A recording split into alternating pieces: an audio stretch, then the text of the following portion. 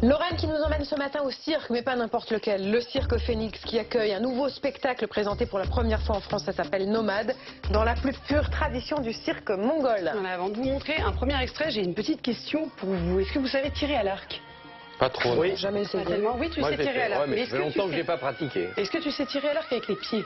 Ah non, ça Non, mais comme un pied, oui. Très bonne réponse de Mais Christophe. je sais faire d'autres choses avec mes pieds. Voilà. Mais est-ce que tu sais tirer à l'arc avec les pieds et la tête à l'envers tout en souplesse arrière? Non, tu sais pas, ça te paraît impossible? Bah regarde.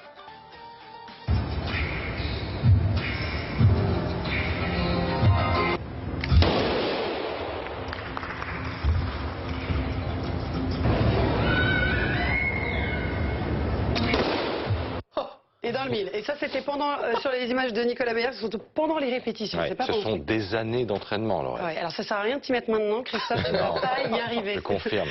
5 à 10 ans d'entraînement rien que pour être en mesure de montrer un spectacle au public. C'est la première fois qu'on peut voir ce numéro en France. Ça, c'est clairement l'un des numéros les plus fous du spectacle.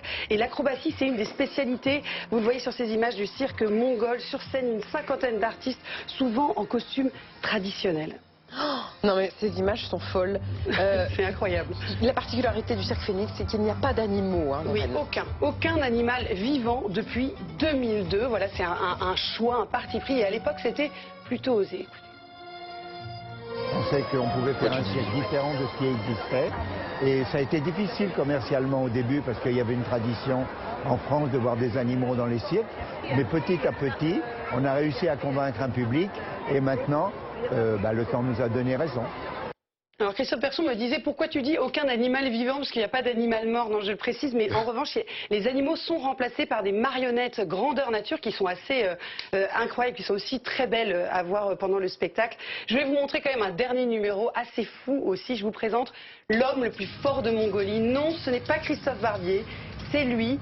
Batmoun Korlo, j'espère que je n'écorche pas son nom. Il vous bat tous à plate couture. Il peut porter à bout de bouche, regardez. Non. Et à bout de bras, 280 kilos de charge, même pas mal. Il ne force pas, voilà, c'est incroyable. Julien, ça te fait mal. Au moins, c'est la preuve qu'il n'a pas de dentier, parce que sinon, ça tombait direct. Il n'a pas de dentier, voilà, avec il porte plusieurs humains.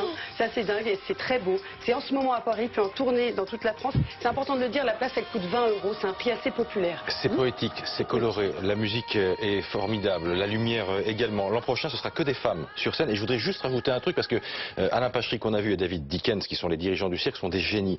Ils ont gagné le marché du cirque de Shanghai.